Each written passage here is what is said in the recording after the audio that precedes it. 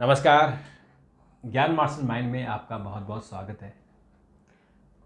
मित्रों, भारतीय संस्कृति और विरासत को आगे बढ़ाते हुए आज हम बात करेंगे परिलोक की। आपने बहुत सारे लोकों के बारे में सुना होगा और 12 लोकों के बारे में हमने चर्चा की थी। तो आज हम एक नए लोक के बारे में चर्चा कर रहे हैं, परिलोक। और हमारे विशेषज्ञ, हमारे शोधार्थी डॉक्टर प्रतीक मिश्र जी बताएंगे। डॉक्टर साहब, आपका बहुत बहुत स्वागत है। तो आज आप परिलोक के बारे में बता रहे हैं और परिलोक ऐसी कहानियां हैं कि जो आकर्षित करती हैं, और सच में वो हैं या नहीं, क्योंकि ये हमें दादी नानी ने भी परियों की कहानियां सुनाई, पर आज तक किसी ने देखा नहीं। साइंस कुछ और कहती है, आध्यात्म में कुछ और कहता है। तो ये परिलोक है क्या? देखिए, ये बात आपने सही कही कि शायद ही हम में से कोई ऐसा आदमी होगा जिसने बचपन में परियों की कहानी नहीं सुनी होगी। और परियों की कहानी और परियों के बारे में कहानी सुनाई जाती थी, दादी नानी सुनाती थी, और बच्चे जो है कहानी सुनते सुनते सो जाते थे। बहुत रोचक कहानियां होती थी परियों की कहानी। जैसे ही परी शब्द आता है दिमाग में, तो सबसे पहले क्या आता है कि खूब सुंदर युवती, रंग बिरंगे कपड़ों वाली, और जिसके पर लगे हों और उसके पास ऐसी शक्ति होगी, वो कुछ भी जादुई शक्तियां उनके पास होती हैं, अदृश्य हो जाती हैं और मनचाही वस्तुएं भी और दे जो आप चाहोगे वो आपको मिल जाएगी। तो ये सबने कहानियां सुनी। और परियों के बारे में ये जो कहानियां हैं, ये केवल हमारे भारत में ही नहीं बल्कि दुनिया के सारे देशों में। और अगर देखा जाए तो दुनिया के सारे देशों में हमसे ज़्यादा परियों के बारे में लोग भरोसा करते हैं। हमारे देश में कम भरोसा करते हैं। बहुत हॉलीवुड की फिल्में बनी हैं। और लेकिन दुनिया में सबसे ज़्यादा जहाँ परियां देखी जाती हैं वो आयरलैंड है। वहाँ पर जो है सबसे ज़्यादा परियां देखी जाती है और परियों के बारे में तमाम कहानियाँ हैं। हमारे देश में भी तमाम परियों के बारे में कहानी है। और हमारे जो पुराणों में और धर्म ग्रंथों में परियों के बारे में नहीं कोई वर्णन है, लेकिन वो परी के समान ही अप्सराओं का वर्णन है। हमारे अप्सरा, हम उन्हें अप्सराओं के रूप में, हमारे जो पुरातन ग्रंथ है उनमें अप्सराओं के रूप में देखा जाता है। लेकिन परियों का अपना एक संसार है।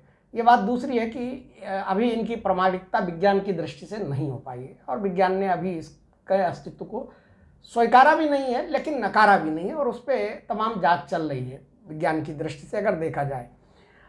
अब परियां जो है, माना जाता है कि वो परिलोक में रहती हैं, और परिलोक एक ऐसा रहस्यमयी और जादुई स्थान माना जाता है कि जहाँ पर जो है तमाम दिव्य ऊर्जाएं भरी हुई हैं, और वहाँ पर जो है न समय का कोई प्रभाव होता है। और दूसरी बात क्या है कि परियों के बारे में जो सबसे महत्वपूर्ण बात होती है कि वो बहुत शांत प्रिय वातावरण पसंद होता है। खुशहाली, जैसे हम सोचते हैं, कल्पना करते हैं हम, जैसे खुशहाल होगा। वहाँ फल परिलोक की जो कल्पना है उसमें बताया गया है कि परिलोक में जो है सोने चांदी के महल है, रत्नों से जड़े हुए महल जो हर समय दिव्य ऊर्जा से, दिव्य प्रकाश से चमकते रहते हैं, और उनके बीच में तमाम बड़ी बड़ी इमारतें हैं, और उन इमारतों के बीच में बड़े बड़े बगीचे हैं, और जो बहुत जादुई बगीचे हैं जिनमें मनचाहे फल आते हैं, मनचाहे फूल पुष्प आते हैं।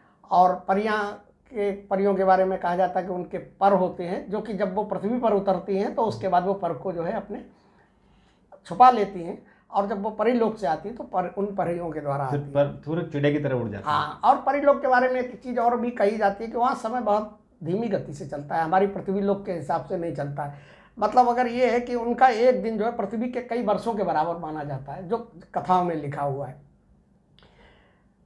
परियों के बारे में ये भी कहा जाता है कि वो क्षण भर में अदृश्य हो सकती है और क्षण भर में जो है वो प्रकट हो सकती हैं, सामने आ सकती हैं।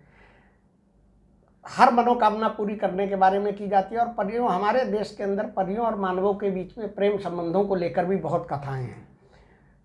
कई जगहों पर जो है माना जाता है कि परियां जो है खुश हो जाती हैं तो व्यक्ति को मनचाही चीज़ें दे देती हैं। अब देखिए, परियों का निवास स्थान कहाँ है। अभी मतलब साइंस ये नहीं मानता है कि परिलोक भी कोई एक अस्तित्व की जगह है, लेकिन जो कथाओं में कहा गया उसके अनुसार ये कि यूरोप की जो कथाएं हैं उनमें कहा गया है कि जो परियां हैं वो घने जंगलों, झरनों और पर्वतों में रहती हैं।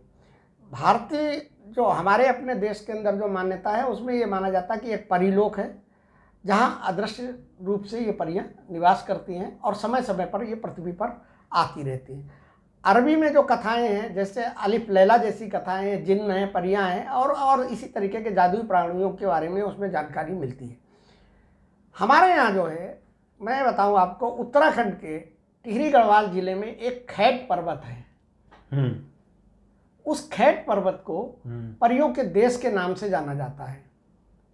ये पर्वत अपनी रहस्यमयी कहानियों और अलौकिक सुंदरता के लिए जाना जाता है।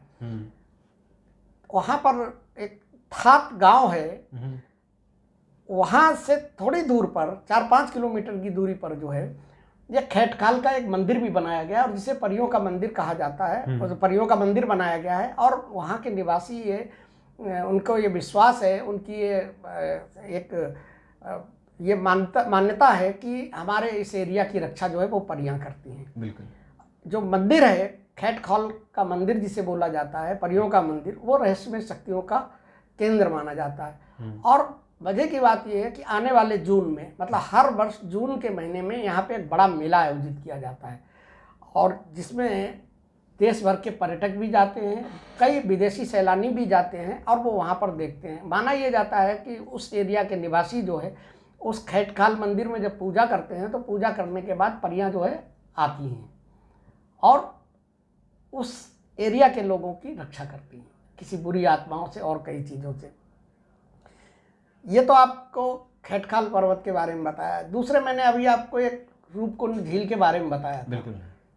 नंदा देवी की जो चोटियां हैं उनको रहस्यमयी परियों का स्थान माना जाता है और माना जाता है कि नंदा देवी की जो त्रिशूल टाइप की जो चोटियां हैं जिनको त्रिशूल पर्वत कहते हैं, उन्हीं में पर्वतों में वो जो है परियों का घर है, वहाँ निवास करती हैं। उत्तराखंड में बहुत माना जाता है। और ये भी कहा जाता है कि ये जो रूपकुंड झील है जिसमें कंकाल पाए जाते हैं, तो उसके पीछे एक कथा तो नंदा देवी के श्राप वाली थी जो कि मैंने बताई थी आपको।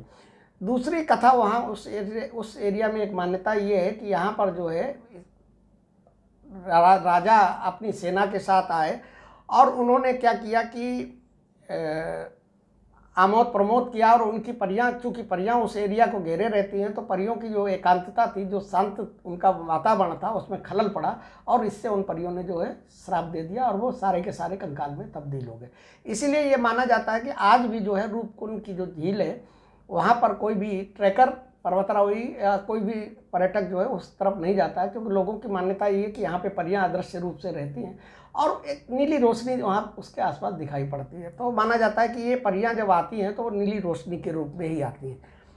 अच्छा, वहाँ के बारे में कई ऐसी कथाएं भी हैं कि वहाँ पर कई पर्वतारोही जब उस मंदिर पर नंदा देवी की चोटियों पर चढ़ने की कोशिश की तो वो रहस्यमय ढंग से गायब हो गए। कहाँ चले गए उनका ना कोई अवशेष मिला, ना उनके बारे में कोई सूचना मिली। माना यह जाता है कि उस पर्वत पर परियां रहती हैं और उस पर्वत की जो पवित्रता को नष्ट करने की कोशिश करता है, जो भी इस तरीके का प्रयास करता है, तो उसको परियां जो है उठा ले जाती हैं और उनका आता पता नहीं चलता है। उस जगह को वैज्ञानिक भी बड़ा खतरनाक मानते हैं और इसीलिए उस उत्तराखंड सरकार ने भी और वैसे भी वैज्ञानिक भी जो है ये मानते हैं कि वो रूपकुंड की झील जो है बहुत रहस्यमयी झील है। उसके पीछे कहीं ना कहीं कोई ऐसा रहस्य जुड़ा हुआ है जिससे पता नहीं चलता, आदमी वहाँ जाते ही जो है वो कंकाल में तब्दील हो जाता है या गायब हो जाता है। अब ये जैसे उत्तराखंड में परियों के बारे में तमाम कहानी कही गई हैं, ऐसे ही हिमालय और कश्मीर में भी बहुत सी लोक कथाएँ हैं। कश्मीर में भी कथाएँ हैं परियों को लेकर और बताया गया है कि वो लोग उनको आकाश परी कहते हैं, मतलब जिन्हें हम अप्सरा कहते हैं, ठीक है ना। तो वो कहते हैं कि आकाश परी हैं और वो भी वहाँ की मान्यता, उनकी जो कहानियाँ उनमें ये मान्यता है कि वो भी झील और उसके आसपास जो पर्वत हैं वहाँ पर परियां जो है आती हैं। लद्दाख में हमारे यहाँ जो है चांगथांग का एक क्षेत्र है, वो बर्फीला पहाड़ वहाँ पर है। वहाँ भी कहा जाता है कि माना जाता है कि वहाँ पे भी परियां रहती हैं और कई चरवाहों ने उन परियों के से मुलाकात भी करने का भी दावा किया है। उन्होंने देखा कि कुछ रहस्यमयी स्त्रियाँ उन बर्फ़ के पहाड़ों पर आती हैं और जैसे ही चरवाहे उनके नज़दीक जाने की कोशिश करते हैं तो वो अदृश्य रूप से गायब हो जाती है। तो लद्दाख में भी इस चीज़ के बारे में, उन परियों के बारे में बहुत ज़्यादा कहानियाँ हैं और बहुत ज़्यादा मान्यताएं वहाँ प्रचलित हैं। मेघालय में भी कई ऐसी खासी और जनजातियाँ जो उस एरिया की हैं, जिन्हें क्लमलैट कहा जाता है, कि माना जाता है कि यहाँ भी परियां झरने और जंगलों के बीच में ही रहती हैं। राजस्थान में हमारे यहाँ जो है परियों को लेकर काफ़ी, जैसलमेर और थार का जो रेगिस्तान है, मैंने बताया ना कि एक जो बहुत शांत और एकांत निर्जन जगह होती है, परियां उस स्थान को पसंद करती है, क्योंकि उनको जो है बहुत शोर शराबा पसंद नहीं होता। तो राजस्थान में जैसलमेर और थार का जो मरुस्थल है, वहाँ भी परियों के पाए जाने के बारे में कहानियाँ बताई जाती हैं। और राजस्थान के लोग, उस एरिया के लोगों का मानना ये है कि इन रेगिस्तानों में दोपहर के समय या रात के समय चंद्रमा की रोशनी में सफ़ेद वस्त्रों में रहस्यमयी स्त्रियां दिखाई पड़ती हैं और जो आती हैं और वहाँ रात में नृत्य करती हैं। लेकिन जैसे ही लोग उनके पास जाने की कोशिश करते हैं वो अदृश्य हो जाती हैं। मणिपुर में जो है, मणिपुर में भी माना जाता है और वहाँ उन्होंने परियों को नाम दिया है फुबदी परियां करके किया है, क्योंकि वहाँ पे जो झील है उस झील का नाम फुबदी झील है। और वो कहते हैं कि उस झील पर जो है वो परियां जो है नृत्य करती हैं और आती हैं। अब देखिए, परियों से जुड़ी बहुत सी कहानियाँ हमारे यहाँ हैं। राजा विक्रमादित्य के साथ परियों की एक जुड़ी हुई कहानी है कि राजा विक्रमादित्य एक बार जंगल में जा रहे थे और वो जंगल में जाते जाते रास्ता भटक गए। वहाँ पर उनको एक झरना दिखाई पड़ा और झरना जब दिखाई पड़ा तो उन्हें लगा कि यहाँ आसपास कोई बस्ती होगी, लेकिन जब उन्होंने दूर दूर तक देखा तो उनको कोई बस्ती नहीं दिखाई पड़ी। इतने में ही जब वो निराश हो तो जो झरना था उसी पर एक रहस्यमयी रोशनी आई और उस रोशनी में से वो सफ़ेद वस्त्र पहने हुई परियां उनको दिखाई पड़ी। राजा ने उनसे, विक्रमादित्य ने उनसे पूछा कि आप कौन हैं, क्या है। तो उन्होंने कहा कि आप सवाल जवाब मत कीजिएगा, आप ये बताइए आप क्या चाहते हैं। तो उन्होंने कहा कि हम एक तो रास्ता भटक गए, हमको आप रास्ता दिखाइए, और दूसरे हमारा राज्य जो है और मजबूत बने और संपन्न बने। तो परियों ने उनको वरदान दिया और ऐसा माना जाता है, ऐसी कहानी है कि उसके बाद से राजा विक्रमादित्य की यश और कीर्ति बहुत ज़्यादा फैली। राजस्थान में भी परियों को लेकर बड़ी सुंदर सुंदर कहानियाँ कही जाती हैं। उसमें राजस्थान में एक बताया जाता है कि एक राजस्थान का एक जांबाज युवक था, वीर योद्धा था, और वो जा रहा था राजस्थान जैसलमेर के उसमें रेगिस्तान के अंदर जा रहा था। तो उसको वहाँ पर जो है एक परी मिल गई और वो परी से उसका प्रेम हो गया, उसकी प्रेमिका बन गई।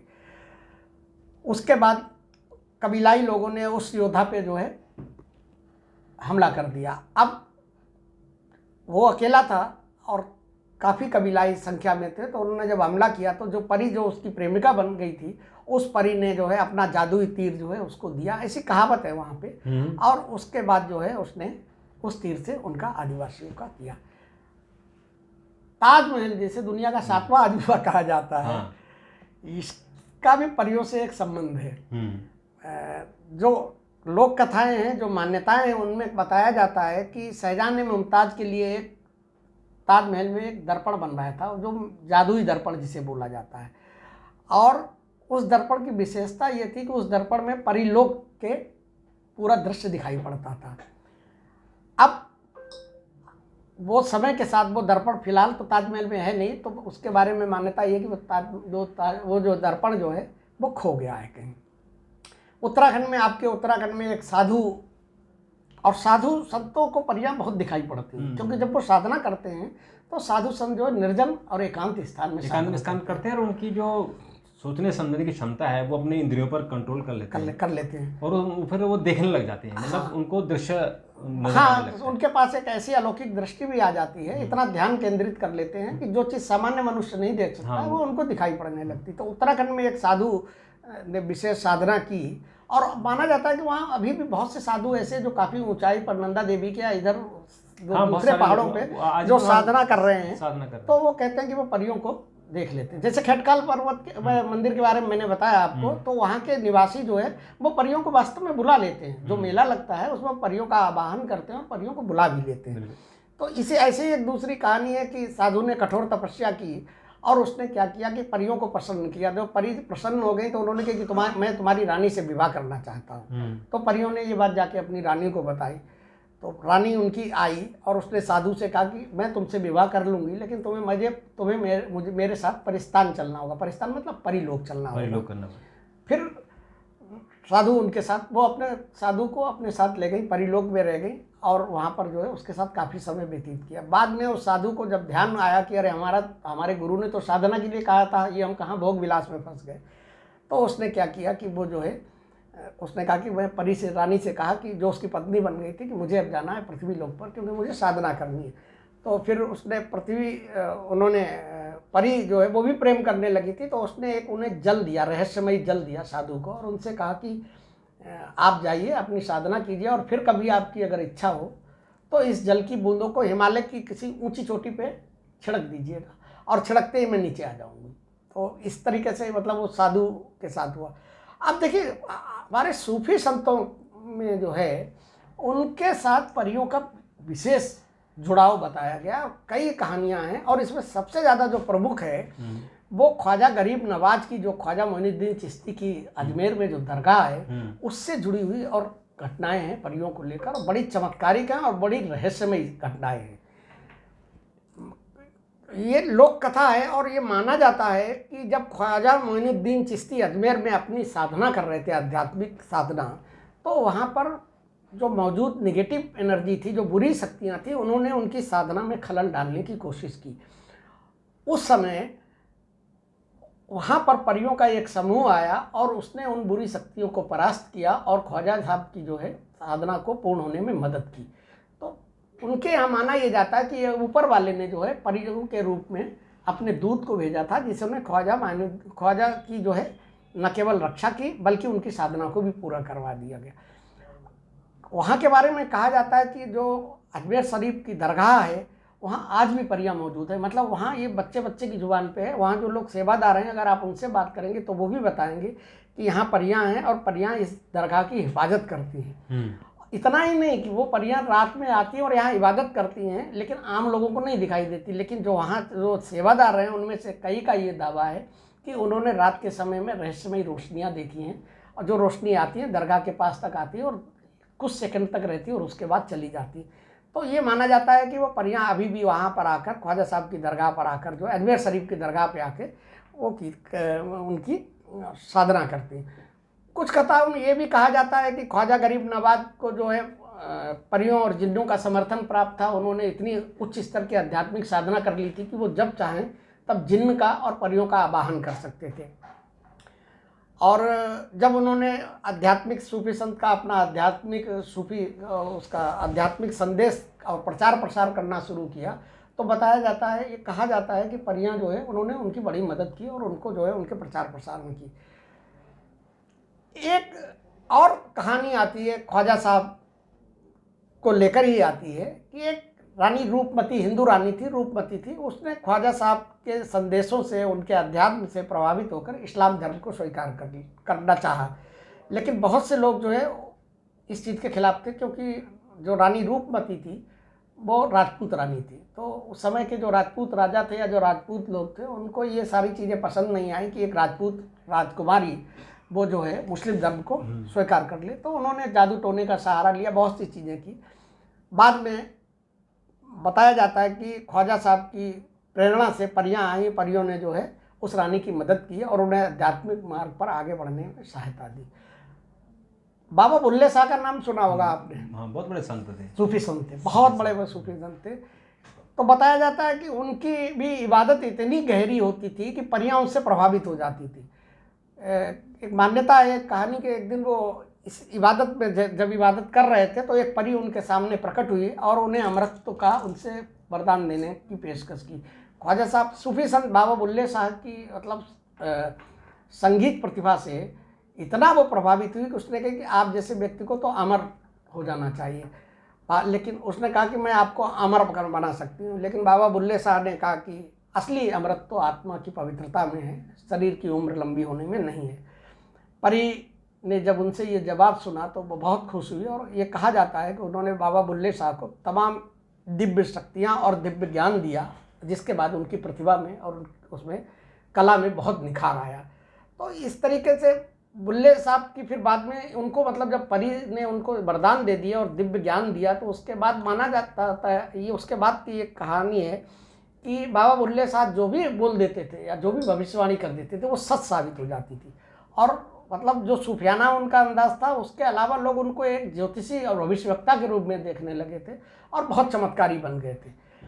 अब जैसे मैंने शुरू में आपको बताया था कि दुनिया में सबसे ज़्यादा अगर मान्यता कहिए तो आयरलैंड में है। आयरिश जो लोक कथाएं हैं वहाँ पर परियों के बारे में इतनी कथाएं हैं, उस पर तमाम फिल्में बनी हैं, हॉलीवुड में तमाम फिल्में बनी हैं और तमाम वहाँ पे अभी भी परंपराएं परियों को लेकर ऐसी हैं कि जो करी जाती। अब जैसे फेरी रिंग का नाम सुना होगा आपने, हाँ। जिसे जादुई घेरा कहते हैं, परियों का घेरा कहते हैं। तो आयरलैंड में अगर आप चले जाएंगे तो वहाँ पे घास के मैदानों में अभी भी गोलाकार रिंग्स दिखाई देते हैं, बने होते हैं। वहाँ के लोग, आयरलैंड के लोग, आयरिश लोग ये मानते हैं कि ये जो गोल घेरा है इसमें परियां जो है वो नृत्य करती हैं, आती हैं और वो नृत्य करती हैं। और उन लोगों की मान्यता ये है कि अगर कोई भी व्यक्ति धोखे से भी, गलती से भी इस फेरी रिंग्स के भीतर घुस जाता है तो या तो वो परियों के जादू में फंस जाएगा, उसको कोई गंभीर बीमारी हो जाएगी, या फिर वो जो है गायब भी हो जाएगा, परियां उसे अपने साथ ले जाएंगे। उनके यहाँ बड़ी मान्यता और बड़ा दृढ़ विश्वास है। ऐसे ही आयरलैंड में परियों के किले के बारे में बहुत कहा जाता है। और किले कहा क्या जाता है, वहाँ अभी भी बहुत से ऐसे किले बने हुए हैं जो मिट्टी के बने हुए हैं, वो गोलाकार किले हैं। तो माना जाता है कि वहाँ के लोग ये मानते हैं कि ये परियों के किले हैं। और इस यही कारण है कि सालों साल हो गए, सैकड़ों साल हो गए, लेकिन उन मिट्टी के बने हुए गोल जो गुंबदनुमा बने हुए किले हैं उनके पास ना तो लोग जाते हैं और ना ही उनको नुकसान पहुँचाते हैं। बहुत से लोगों ने क्या किया कि कुछ लोग होते हैं ना कि कुतर्क करते हैं, जिद करते हैं कि नहीं साहब हम करेंगे जाके, किसी ने पत्थर मारा, किसी ने फावड़ा लेके उनको तोड़ने की कोशिश की। तो उसके बाद बहुत से लोगों के साथ बहुत सी चीज़ें ऐसी नेगेटिव हुई, ऐसी चीज़ें हुई, ऐसा उन्हें दंड मिला कि उसके बाद से आम आदमी भी जाने में मतलब वहाँ पे करने में। अब आयरलैंड में एक और किंवदंती है, कहानी है कि लेप्रेकॉन जो है, लोग आयरिश लोक कथाओं में लेप्रेकॉन नाम की एक परियों की प्रजाति का जिक्र होता है। मतलब परियों की एक प्रजाति है, वो उसको लेप्रेकॉन कहते हैं। तो उनका वो जो उन्होंने उसका वर्णन किया हुआ है कि आपने देखा होगा, फिल्मों में देखा होगा कि छोटे कद की परियां होती हैं, हरी टोपी लगाए हुए होती, कैप लगाए हुए होती हैं और कोट पहने हुए होती हैं घुटनों तक, है ना। तो परियों की इस प्रजाति को जो है आयरिश लोग, आयरलैंड के लोग जो है वो लेप्रेकॉन नाम से जानते हैं। और वो मानते हैं कि ये जो है खजाने की रखवाली करती है, समझे। ऐसे ही वहाँ एक और कहावत है, उसमें कथा है, आयरलैंड में आयरिश लोग कहते हैं कि परियां जो है कभी कभी इंसान के बच्चों को चुरा लेती हैं और उनकी अदला बदला कर देती हैं, कि किसी का बच्चा चुरा के किसी के घर में कर दिया, किसी का चुरा के किसी नवजात बच्चों के बारे में किया जाता है। कभी कभी क्या होता है कि वो लोग इतनी मान्यताएं हैं, डराने के लिए भी बोलते हैं, जैसे अपने यहाँ कहते हैं ना बाबा आ जाएगा, बच्चों को डराते हैं, और ये साथ बिल्ली आ जाएगी, इस तरीके की आ जाएगी, बंदर आ जाएगा, तो जैसे बच्चों को डराया जाता, तो वहाँ भी डरावने रूप से परियों को लेकर बच्चों को डराया जाता। जब बच्चे कोई जिद करते हैं, नहीं मानते, तो वो कहते हैं कि ये परी आ जाएगी, जिसे वो कहते हैं कि चेंजलिंग जो प्रक्रिया होती है उसको वो वहाँ की भाषा में बोलते हैं कि वो आएगी और तुम्हें उठा के ले जाएगी और किसी दूसरे के घर में दे देगी। तो इस तरीके की तमाम परियों की ऐसी कहानियां हैं, लेकिन परियों के बारे में विज्ञान अभी कोई प्रामाणिकता के साथ नहीं कहता है। लेकिन इतना जरूर है कि भारत के अंदर बहुत से लोग आपको इस चीज़ का दावा करते हुए नजर आएंगे कि उन्होंने परियों को देखा है। बिल्कुल। अब उसको आप आधी हकीकत कह सकते हैं, आधा फसाना कह सकते हैं। क्योंकि महसूस तो करते हैं, क्योंकि ये अदृश्य हैं, महसूस तो लोग करते हैं। कभी अगर आप जंगलों में अकेले चले जाएं या ऐसी सुनसान वीरान जगह, वहाँ भी आपको महसूस होगा कि कोई वहाँ मौजूद है, लेकिन वो दिखता नहीं है। नहीं, तो इसलिए आपके उत्तराखंड में और सिक्किम में, पश्चिम बंगाल में कई लोगों ने इस चीज का दावा किया है। देर रात को ये मानते हैं हमारे यहाँ कि जैसे ये जो खेतकाल का मंदिर है, मैं बताऊं आपको, इस मंदिर के बारे में वो लोग जब आवाहन करते हैं तो बताते हैं कि जब परियां आने की संकेत कैसे मिलता है उनको, तो उन लोगों का कहना है कि रात में अचानक जो है इतनी तेज रोशनी से ये जगमगा जाता है, जबकि वहां पे रोशनी है नहीं, तो वो रोशनी से जगमगा जाता है, तो वो लोग मान लेते हैं कि ये परियां आ गई। तो मतलब कुछ न कुछ तो चमत्कार है। और वो कहते हैं कि परियों को हमने देखा है, और वो पूजा करते हैं, और उनकी मान्यता इतनी दृढ़ है कि भाई हमारे इस पूरे एरिया की रक्षा जो है, नंदा देवी के पूरे उस एरिया की, जो नंदा पर्वत है उस पूरे एरिया की रक्षा जो है परियां करती है। तो परियां बेसिकली, परियों के बारे में देखिए कोई इस तरीके की ज़्यादा निगेटिव चीज़ें नहीं, परियां जो है, हाँ, मतलब ये नहीं कि परियां आपको नुकसान करती हैं। परियां आपको अगर खुश हो जाए, या अगर आपने प्रार्थना की खुश हो जाए, तो आपको कुछ मिल भी सकता है, वो आपको वरदान भी दे सकता है। अगर प्रसन्न हो जाए, जनरली प्रसन्न ही हो जाती है, प्रसन्न ही हो जाती है, वो नेगेटिव नहीं है। क्योंकि भूत और परियों में अंतर है। लोग कहते हैं ना कि कभी नहीं, भूत भूत नहीं है, ये हाँ। परियां हैं जो ऐसी लोक में हैं। ऐसे हो सकता है कि वो भगवान ने ही उनका ऐसा उनका अवतरण किया हो हाँ। कि आप जो है इस संसार में विचरण कीजिए और जहाँ आपका मन लगे, जहाँ आपको लगे वहाँ लोगों की भी हेल्प कीजिए। ऐसा देखिए ऐसा नहीं है कि ये हिंदू धर्म में ही मैंने बताया नहीं, ना नहीं, सब में आपको, तो है। इस्लाम धर्म में भी सब मानते जगह हैं, है, सब मानते हैं।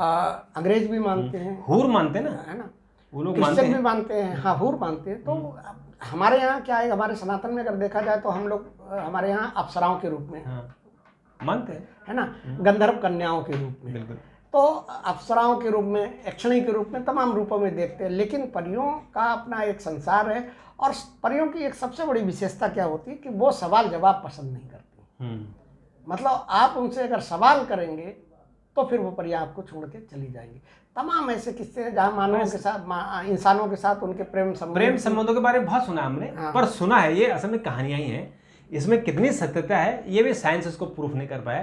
तो इसलिए हम लोग इस पर इसलिए चर्चा कर रहे हैं कि हमने बचपन में खूब कहानियां सुनी है, आपने भी जरूर सुनी होगी। और इसका मकसद यही था कि एक बार फिर से बचपन की उन यादों को लेकर आगे चलें। और चूंकि पहाड़ों में बहुत ही कॉमन बात है ये कि यहाँ परियां होती हैं, यहाँ परियां आती हैं, यहाँ परियों की कहानियां हैं। तो पहाड़ों में तो इस तरह की बहुत बातें होती हैं। पहाड़ों में, और पहाड़ों में विशेष रूप से जो झरने ऊंचाई पे होते हैं ना, उसके आसपास हाँ, बहुत लोग दावा करते हैं, आपने भी हाँ, देखा होगा, बहुत लोग दावा करते हैं परियां विचरण करती हैं। और जहाँ हरे भरे खूबसूरत जंगल होते हैं, निर्जन स्थान, जहाँ झरने जैसे आपने कहा, तो वहाँ परियां होती हैं।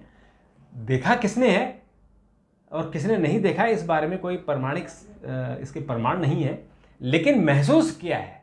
तो महसूस करने को और उसे लिपिबद्ध करने में भाई देखिए, एक चीज आप समझिए कि सबसे ज्यादा जो है चीजों को कसौटी पर कसने वाले कौन है? पश्चिम के वैज्ञानिक। बिल्कुल। और सबसे ज्यादा परियों के अस्तित्व को लेकर जो है पश्चिम में ही कहानियां हैं और तो फिल्में बन रही हैं। हाँ, मैंने तो हॉलीवुड की इतनी खूबसूरत फिल्में देखी हैं कि आपको लगेगा कि ऐसी भी एक दुनिया है, इतनी खूबसूरत दुनिया है जहाँ कोई गरीबी नहीं है, जहाँ कोई जो हमारे यहाँ सलम होते हैं, झुग्गियाँ होती हैं, उस तरह की चीज़ें नहीं है। सब खूबसूरत है, समृद्ध है, तो वो चीज़ें हैं। खैर डॉक्टर साहब, आपने बहुत जानकारी दी, इसका आपके लिए बहुत बहुत शुक्रिया।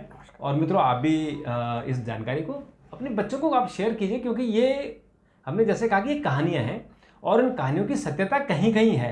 अगर आप स्टडी करेंगे और ज़्यादा इसको पढ़ेंगे तो आपको और भी चीज़ें इस पर मिलेगी। अगर आपको ऐसा लगे कि हमें उस विषय पर कुछ और वीडियो बनाना हो तो आप बताइएगा, हम उस पर वीडियो बनाएंगे। और मित्रों, चैनल को सब्सक्राइब जरूर कीजिए। आप लोग कंजूसी कर रहे हैं, ऐसा मत कीजिए, क्योंकि हम बहुत मेहनत करके आपके लिए चीज़ें लाते हैं। तो फिर हम कल एक और वीडियो के साथ आपके साथ उपस्थित होंगे। अब तब तक नमस्कार।